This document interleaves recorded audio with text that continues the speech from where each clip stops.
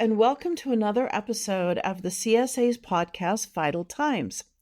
Today, we're revisiting the importance of mentorship in anesthesiology, and in particular, academic anesthesiology, although my hope is that everyone can take a little something away from this. I am really delighted to be joined by two wonderful guests today. The first guest is Dr. Titi Aina-Jones. She is an associate professor of anesthesiology at Texas Children's. She did her training at Boston Children's, University of Florida, and is currently the University of Florida, and is currently enrolled in a Master's of Medical Education at the University of Pennsylvania. Joining her is someone that you've heard before on this podcast, Dr. Iona Pasca, who's making a return visit. She is the Associate Program Director and Director of Research at the Loma Linda University at Riverside University Health Systems. So welcome to you both. And I'd like to start out the podcast by first of all asking you both, what brought your interest in this topic? How did you get involved, and why did you decide to do a master's? I'll start with Dr. Pasca. Rita, thank you so much for having us. Really, this was spearheaded by Titi. I can't take credit for any of this. She was really excited to talk about career development and said, we don't have enough about career development in anesthesiology. This is really where I would like to focus more work as we're completing this master's. So we've been brainstorming for a while, trying to understand how to better address the community because we both started out kind of feeling around in the dark, figuring out who are going to be our mentors, who are going to be our sponsors, honestly, not really even knowing what that meant when we first came out of residency and fellowship. So I think this really came out of those conversations at the University of Pennsylvania, where we were able to meet really incredible, energetic anesthesiologists who are interested in medical education from across the country. And it's been a really incredible journey. Thank you so much, Iona. I completely agree that this was born out of a desire to have had something similar when we were coming up. Because I remember early in my career, really just getting very fortunate with individuals who came up to me and offered me a helping hand and helped me understand how to build a career in academic anesthesiology. Because once we're done with training, we feel competent in providing the clinical anesthesia care, but oftentimes we don't really know what it means to become an academic anesthesiologist for those of us who are in academic medical centers. And the guidance that's provided from more seasoned colleagues helps you navigate this path, helps you understand what it means to have a mentor, what it means to have a sponsor, because a lot of these are foreign concepts to us when we're just trying to learn the details of clinical anesthesia. Iona, what about you? Was your transition from residency and fellowship, because I know you've both done fellowships, as smooth as Dr. Aina-Jones's? So that's really interesting. I think I was really fortunate to get into critical care anesthesiology. It was just a sort of sequence of events that were a little bit outside of my control. When I first started, there weren't these shortages in the workforce, and it was actually a little bit difficult to find work. And I was interviewing for different job positions, and then ended up interviewing for a few different fellowships, trying again to understand what the future looks like. What is that road ahead of us supposed to look like? And what does a career and work-life balance, and what is all of that supposed to mean for me? So I was fortunate to get a fellowship in critical care. It has been a huge blessing to me. And then after a year of that, I started in the academic medical center, where we had many different contracts with private practice hospitals, outpatient surgery centers. And that has also been a huge blessing to me as I reflect on all the different kinds of cases I did. Honestly, I didn't feel prepared when I walked into the ASC. I didn't feel prepared for the rapid pace of cases, extubating deep and rushing patients over to PACU to pick up your other patient and trusting the PACU nurses to finish waking your patients up and, still being with your new patient as you are still managing the old patient that was just a couple feet away from you, and really understanding how to do that very quickly. I didn't feel that prepared for that. After about a year and a half of that, I actually was transitioned into a private practice intensive care position, which was also really difficult. About an hour and a half away from home, there was an apartment there for us, but I also found that extremely difficult, being away from the family for long periods of time, for weeks on end, having to stay in an apartment far away, not having any nurse practitioner or a resident to cover at night. You had to be very close by, and you were constantly on call, being called all night long with very, very long shifts. Patients were essentially yours. So I transitioned from that. I did about a year or two of that, and then I transitioned to the community hospital through Loma Linda, where I'm currently at. When I came over here, again, it was a at-need place. Basically, you just keep saying yes and yes and yes, and you kind of build this trajectory of career path, I feel like. But I came over here and was fortunate to be offered the associate program director position. And through this, I have been able to really experience many different mentors and opportunities, and being able to open the doors to things like research and society involvement, and now transitioning into committee chairs and being able to run state meetings.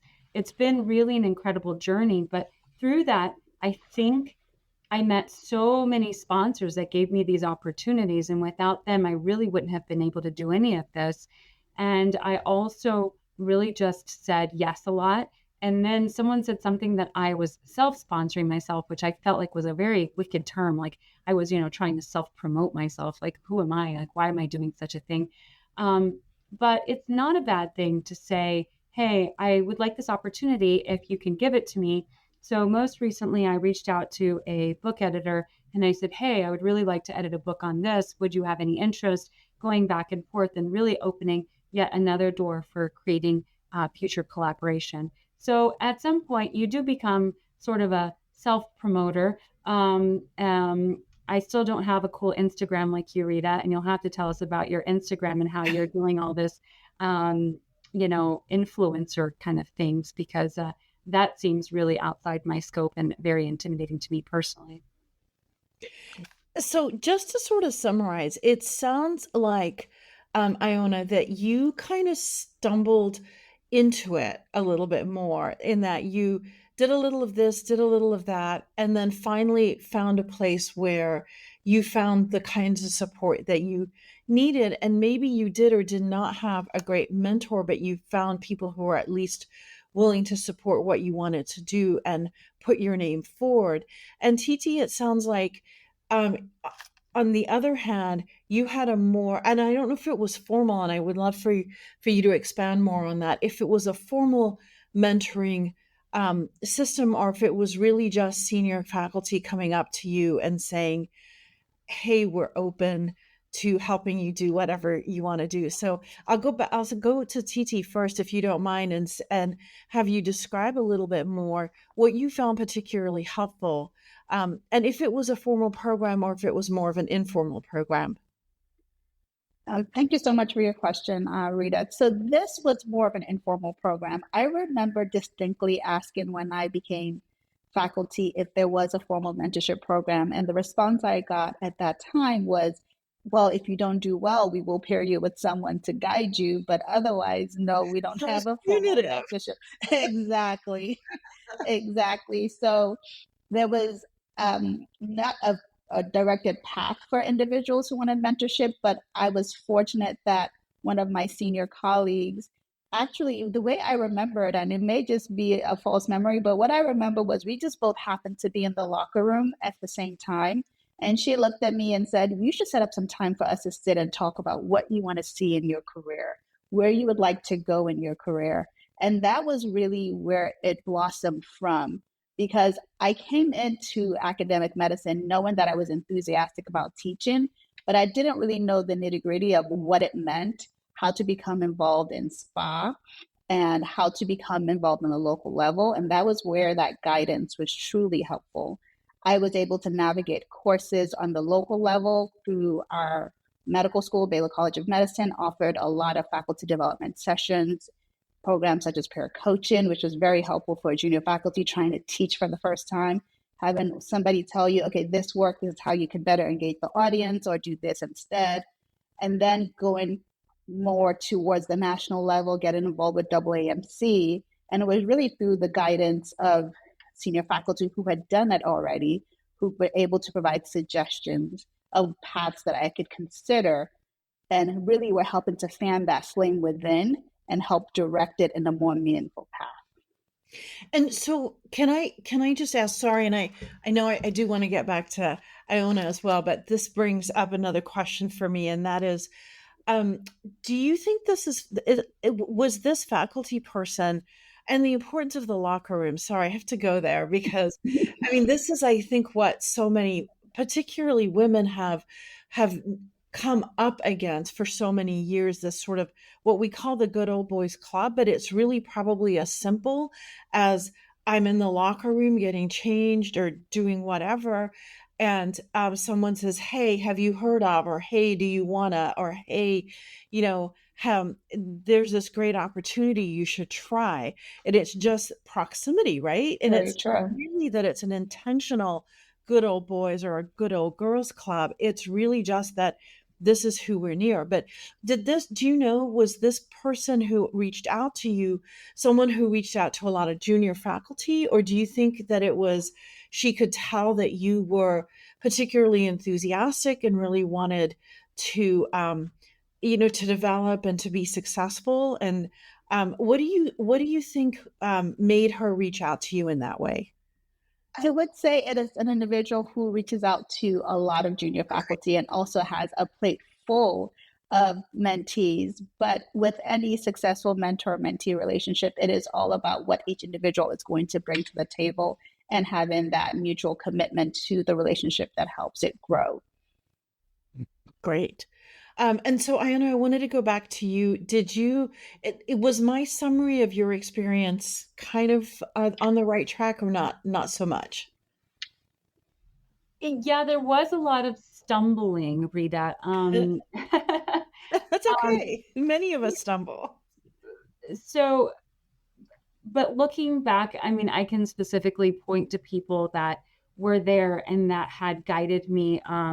It's really been incredible because even two of my letter writers for entering into residency, one of them ended up being the president of SAPM for 2 years, and another one ended up being a program director that I've been working closely with in the critical care community. And so you have these like sort of pointing stars that are kind of there all along that lead you on these roads. And when I meet now with mentees, my husband says I'm always trying to mentor everyone. And I think it's because of this like lack of understanding early on of what that even meant.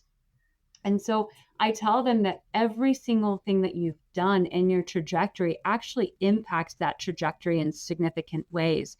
So if they come in with an IT background, or if they come in with like a public health, or even, a music background, Hmm. that tends to impact the road that people take when they're developing their careers.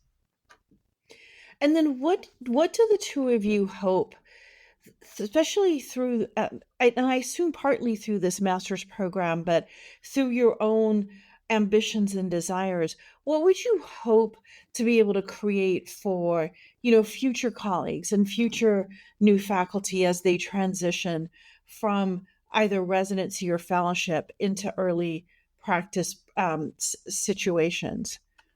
We'll start with Iona this time. So there is this huge gap, I feel, between transitioning from, and especially I think in private practice where you don't have these safety nets. I think in academic, we have a lot of support within the system. But I think even in private practice, it's more so where you might be the only one in the surgery center. You are in these conditions that really are outside of your control.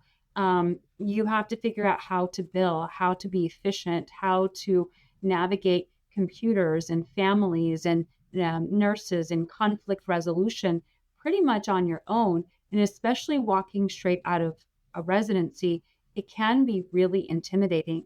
And then everyone talks to you about contract negotiation, like don't take that initial contract. At least in academics, most of the time, your contract is what it is. And Right. everybody has the same contract. And so you have this sort of guilt like, oh, well, I mean, I didn't get anything done with the contract. I haven't, I didn't navigate any sort of title for myself. And, people kind of make you feel guilty. And then, God forbid, you not take enough time or you're perceived as one of these people who hasn't done anything for herself lately. And then you get asked, well, what have you done for yourself lately? As if, like it's not enough that we're doing all this stuff for everybody, including our families and our workplaces and our students and our mentees.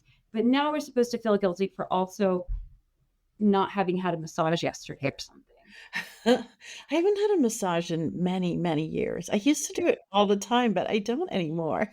I don't know. Titi, how about you? What do you think, or what would you hope to be able to create for future colleagues, future? It's nice to say future generations, but that may be too broad because medicine changes so fast. Who knows what the workplace will look like in even 10 years from now? Thank you for that question. And you were so right. We don't know what this new era of generative AI may bring to our academic and private practice anesthesiology worlds. But one thing that has been on my mind lately to bring and to leave for future colleagues is a framework of how to better navigate your career as you begin that journey. My hope is for individuals to come in having completed fellowship with almost a roadmap that this is what you need to do if you're interested in path A, path B, path C. Because as we know in academic medicine, for example, you can be a clinician scientist, a clinician educator, or you could be a pure clinician. There are so many paths to take. But once you've decided on what best suits you, it would be helpful to know that in your early career, this is what you should consider. And then as you progress, then consider this. So there was an article recently that I was looking at that's called Navigating the Stages of an Academic Career for Pediatricians by Daneman and Kellner.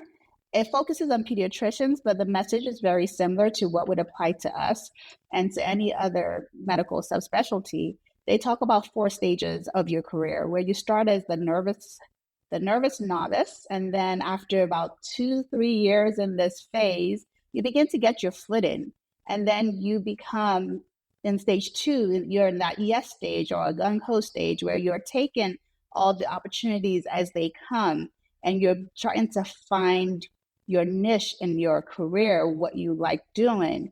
And then you move on to a more mature stage in stage 3, which they called a self-respect phase, which is also when you're able to help individuals pull them forward in their career as a mentor to them. And then you become, in the final stage, potentially a reluctant retiree, because you may not be ready to leave. Oh, that's 100% me right now. That career I in didn't heard that phrase. medicine. But it's just helpful for people to know that you will go through stages and phases in this career. And it's natural, it's normal, and not just to know what to expect is what I would like to leave with the future generations. And this is really interesting, and I'm just going to take a second to digress because it's actually a conversation that I'm having with several of my colleagues at Stanford. We have a clinician educator tract here, and one of the things is, what does that mean? And the issue is that that can mean so much to so many different people. I was sharing with others that we have people who come in who really are almost purely clinicians, and how do they then go to prove, because within our promotion systems, and it does vary a little bit depending on what institution you're at, what they're looking for in order to Mhm. promote. you. But within our promotion systems, to go from assistant to associate professor, you have to establish a regional reputation. To go from associate to full professor, you have to have a national reputation. And how do you do that if you're only, if no, I shouldn't say, I don't mean it as a as meaning you're only a clinician, because you're a phenomenal clinician, but you may have less ways of proving to others outside of your department, your division, your group, that you have this reputation. And so, and then you have others who are really just on the education side of things and do very little clinical work, Mhm. because of that, that's their role within their department. And so in some ways, I love your idea of having a framework of what are some of the things, and recognizing that it can be awfully broad. One of the Correct. biggest things, at least in my department, or at my institution at Stanford, is that we get told over and over and over again, you actually do not have to have any peer-reviewed journal publications in order to get promoted. And yet, that still often becomes the sort of gold standard that everybody holds you up to. It's like, well, they only have X number of peer reviewed publications, or they have X number of publications, but they're in these lesser journals. And it's like, how do we actually reconcile all of those different aspects? And I'm really curious as to what you both think on that. Iona, do you want to go? So, sure. So, when we first started on this journey, I really didn't understand what that career advancement would look like, or that I even wanted necessarily that career advancement. So, going from instructor to assistant professor to associate to full professor, and what the different rankings meant, was really sort of a black box for me. So I've really been exploring it. And again, as I've been exploring it, I've been trying to pull as many people with me as possible, trying to help everybody else get promoted. It's like, oh, well, you can get promoted. Here's what you need to do. Here's what. And what's really interesting is that I have a lot of people who say, no, I simply don't want that. They don't necessarily want to get promoted. But yes, getting promoted to full professor is huge and daunting. And for women, there's actually very few anesthesiology professors compared to men. I think it's somewhere around 25 to 30% of full professors are women. And they talk about this big gap because here we are trying to juggle all of our different titles and sort of our different research papers and the journals and the comments from the editors. And then we've got our kids and our family and cooking and dinner and, the expectations from society that we're also having to meet. So it becomes quite difficult. And Rita, you've talked before about putting everything on pause for a little bit while you raise the kids, but also that is a very difficult path to navigate.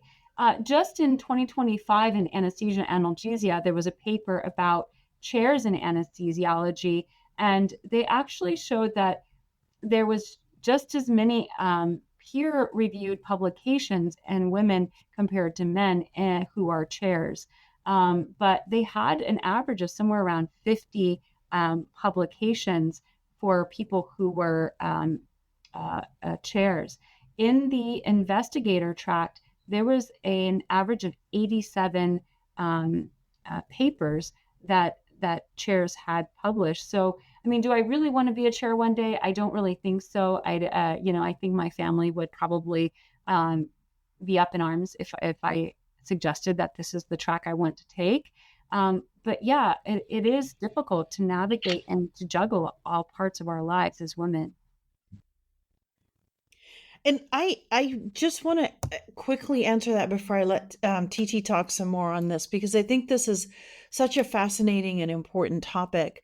Um, I I'm a believer. Well, you have to do what's right for yourself and your family, right? You can't, one size doesn't fit all by any means, and particularly for I mean, it's true for everyone. It's not just women and it's not just men, but I think more for women, and maybe this is from my point of view as a woman, that it is more, there's study after study that shows that we carry a much greater mental load when we do have children and families, and that even if we're working twice as hard in the office or the operating room or wherever we are, we're still often carrying a greater percentage of that mental load. For me, I was lucky in that I was able to pause because my husband was making enough money, and we decided, you know, we would try to lower our costs elsewhere, that I was able to go 50% for a period of time. And it was huge. I don't know what I would be doing or where I would be now if I hadn't been able to do that.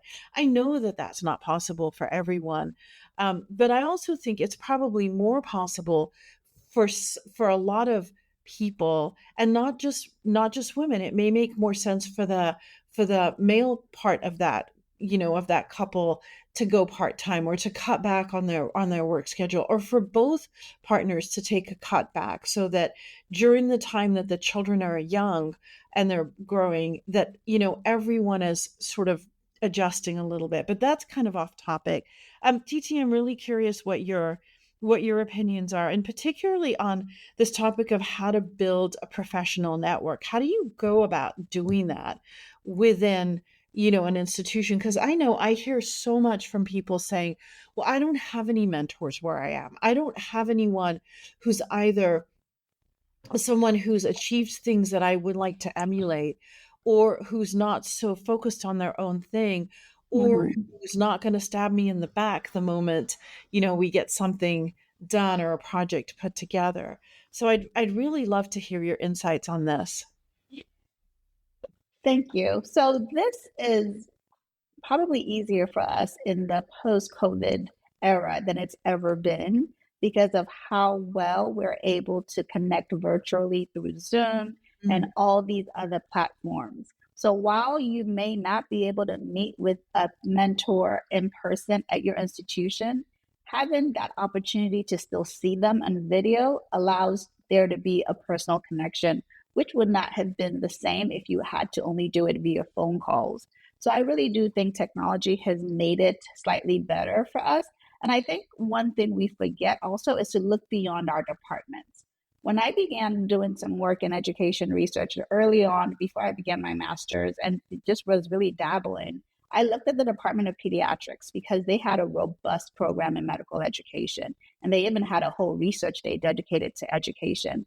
And it was through them that I was able to get mentors on how to build my first project, looking at the classrooms for our academic for our anesthesia residency program. So looking beyond the department is helpful, looking also at other institutions in the local area, and also potentially for getting that network and that regional presence, speaking at meetings that are not MD focused all the time. I was one of my first presentations was for our PACU nurses at their conference. They invited me to come and talk about my work in global anesthesia at the time.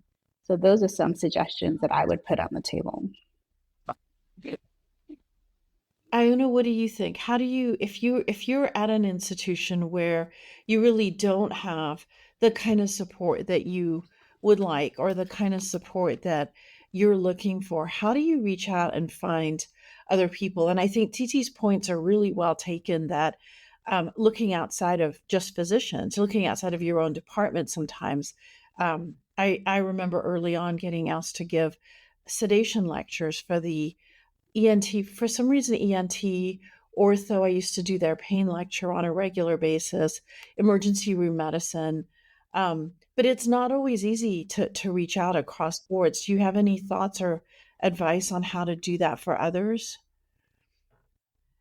Yes. So, what I didn't realize when I started giving lectures to the one family medicine resident who would come through my little ICU where I first started is that I actually made a name for myself by just giving a lecture to that one student, right? So, they sort of nominated me to be their clerkship director, and started sending me onto committees within family medicine, within QI, within the hospital. Oh, wow. And then I ended up um, ended up getting this associate program director position through which I got involved in the educational program divisions in the CSA. And that's really where everything sort of opened up. That's where I developed so many mentors, met a lot of women on the women anesthesiologists for CSA, as well as getting involved in the meetings. And then you just, once you are on these meetings and on, you really just want to have an opinion and want to be able to produce and want to be able to support and want to have good ideas that you can carry forward. And people pick up on your energy pretty quickly. But whatever you do, just do it well and diligently. I love that. I love that story because that just shows how, oh my gosh, that's just wonderful because that just shows how important, doing a good job for just one person really is. That you just started off by giving one lecture and you must have done it well. I'm assuming you did it well, to one resident who was rotating and how that really led to something. And I think that's such a great tip because I think people sometimes look around a room and there's only, a handful of people in the room and feel like, oh, this is a waste of my time. But yet you have no idea what that ripple effect or the butterfly effect is going to be of those people, especially if you do a good job with that. What are some, and I know, Iona, you're critical care and Titi is pediatrics. We don't have any regional or cardiac anesthesiologists, but do either of you have specific insights that you would like to share with young faculty starting out in either of those fields or both of those fields? I'll have each of you go. So maybe Iona, if you want to start first, what advice would you give to a new critical care trained faculty member who's just starting out in terms of how to build a career, how to be successful by whatever metrics they define their success by?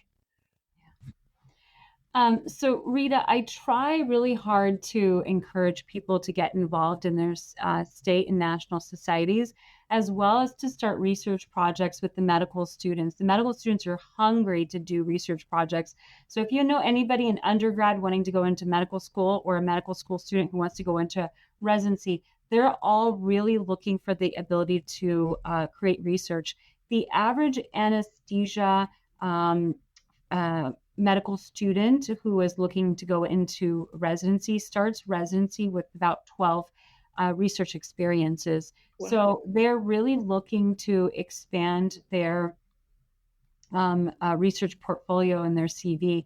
And that's a great way for you to start getting involved, presenting the posters with your medical student, then judging, just email ahead of time and say, hey, I'd love to judge at this meeting. People are always looking for judges for their meetings. And so then eventually you begin judging at bigger meetings and you begin to understand research methodology, creating networks, getting involved in the big national meetings.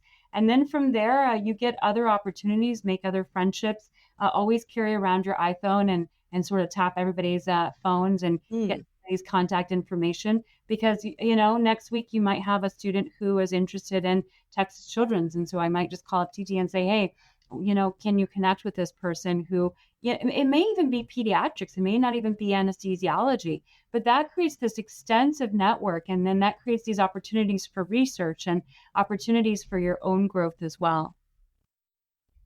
Titi, how about you? Any advice? The advice will also tie in a little bit to the question you asked before about building your professional network. Because as you are starting out as a junior faculty member, you want to establish your network locally as well as nationally.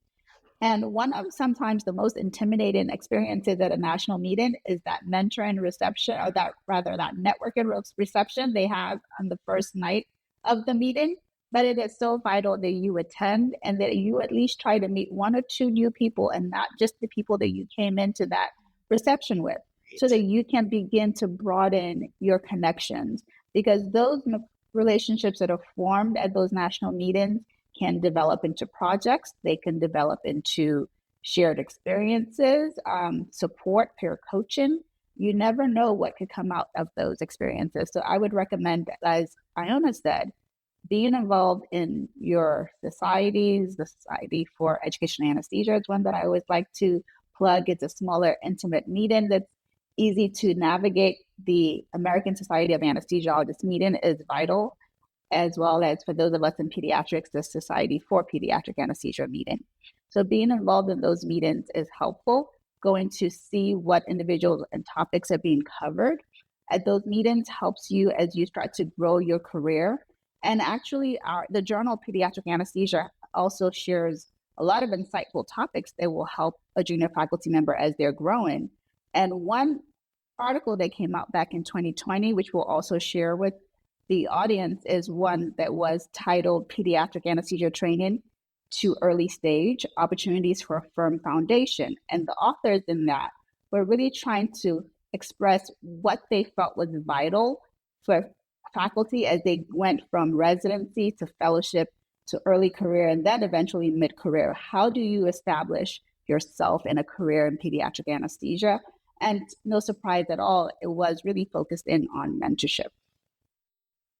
That's great. That's great. And I wanted to circle back to something you had said, Titi, early on about how a lot of your early sort of more educational experiences, more formal educational kind of faculty development experiences came from the Department of Pediatrics and not so much the Department of Anesthesiology. And I think that's really amazing. I mean, both of you have shown such a flexibility and adaptability to look outside of just what's being offered by your specific department and to look elsewhere. And I suspect that's part of what's made you both so successful. And I think that's something that listeners can really take away from this is, that if you are not finding what you need where you are, look outside of where you are, maybe immediately outside to another department, another division, in Iona's case, the family practice group, and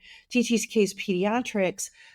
In cardiac anesthesia, they may look for, there's a lot of cardiac people out there. So it could be within cardiology or within even cardiac surgery or someone else. And then look to your meetings. You've both really mentioned and emphasized the importance that going to and networking at meetings has. And I love that idea of, especially for the introverts in the room, which I'm clearly not, but I know that there are introverts in the room, where if you just set your goal as meeting one or two new people, that's not hard.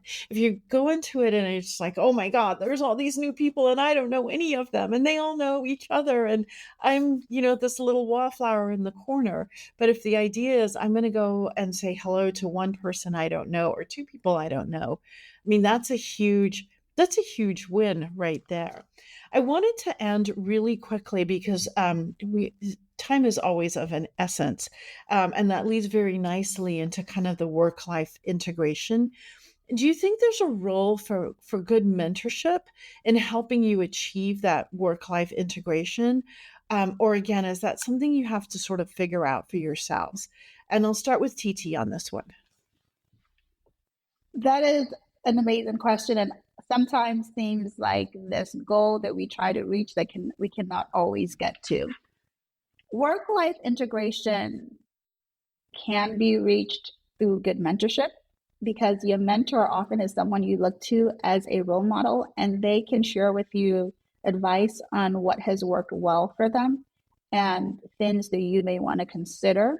And as alluded to earlier in this podcast is, and there might be times in your life, in your family's life, that you may need to pull back on how much you're doing professionally to focus in on the family. So while we talk about this work-life integration, it doesn't always have to be a 50-50 split. There will be times when one is pulling more than the other, and knowing how to prioritize what is most important in that moment is vital, and mentors can help you make those difficult decisions. Iona, what do you think? I can't say that I have any of it figured out. I try really hard to bring my kids to as many of the work functions as I can, including like workshops that I create. If I go to society meetings, I try to bring them. I try to involve them so that they don't feel like this is separate from them, but that it really is part of our identity as a family, that, my career is not taking away from their experiences, but it's actually enhancing their experiences. And I want to make sure that they acknowledge that, to the point that I even want my daughter to come and do research with me this summer. She's an incredible therapist. I'm trying really, really hard to be a good mom here. But something that Titi actually taught me just very recently was actually that I should get a coach. And so at this point in my life, I actually have gotten a coach who also is a mother and who's also been a very successful anesthesiologist, and who has been really helpful in helping me, navigate the way forward, trying to support, the weight of the world on my shoulders, as I often do, and trying to figure out exactly what do I still say yes to and what am I allowed to say no to these days. Since you brought up a coach, would you mind defining what the difference is what's the difference between a coach and a mentor? Can't a mentor also be a coach? Can a coach also be a mentor? Or are they two pretty separate things? I'm still really early on in this whole experience, but I just have to tell you that I cry regularly with my coach, and with my mentors, I try not to cry. Oh, So I will really interesting. I will say that mentors are often everything to you. They are your coach, your sponsor, your advisor, and they are with you for this long-term journey in your personal and If professional you're life. lucky. If you're lucky. Sounds really lucky. That kind And of relationship. and your coach is really there to help you find your voice. I see it as that in some ways, because they're not giving you advice.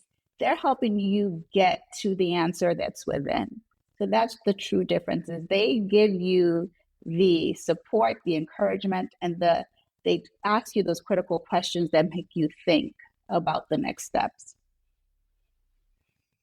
Well, I love this whole discussion, and I feel like we could keep talking for hours on this. And I am the reluctant retiree for sure. I'm now in my latter part of my career. And as I look at it and I start getting all the emails that says, come to this workshop on whatever retirement. And I'm like, no, I'm not ready. I really literally went from like 2 years ago, going like, why am I getting these? I don't understand, to now like, oh, I guess I am at that age where I should be thinking about retiring. And I definitely don't feel ready to retire anytime soon. And I hope to continue in the roles that I've been doing it. But I would love to know from the two of you, you're both kind of associate professor level, so mid-level careers. What are some last either advice or points or some last things that you would like to leave the audience with before we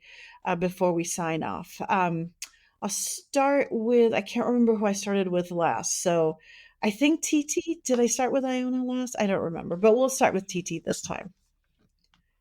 I would say what I want to leave with the audience is to always follow your passion. You asked at the beginning, why did you decide to pursue your master's in medical education? And I mentioned before, I went into this career in academic medicine because I truly enjoy teaching. I love education. But then I came to realize that I wasn't an expert educator and I wanted to learn more. And so that drove me to look into this master's and now be enrolled in the master's at the University of Pennsylvania to become a better clinician educator and be able to impart knowledge and grow the field of academic anesthesiology in new ways. So follow your dream, follow your passion is what I want others to do. Iona, what about you? I just want to say that your energy will take you very far. And so just bring energy into whatever you want to excel in, and you will excel. Don't be shy. Don't feel like somehow you don't deserve to be at the table, or like maybe you are just not meant to, to be incredible. It will just take its own path. I mean, it's hard to know what is out there. It's hard to know what you can achieve. I mean, to me, even now, like me being a professor one day seems really far out of reach. And like, who am I to even imagine such a thing?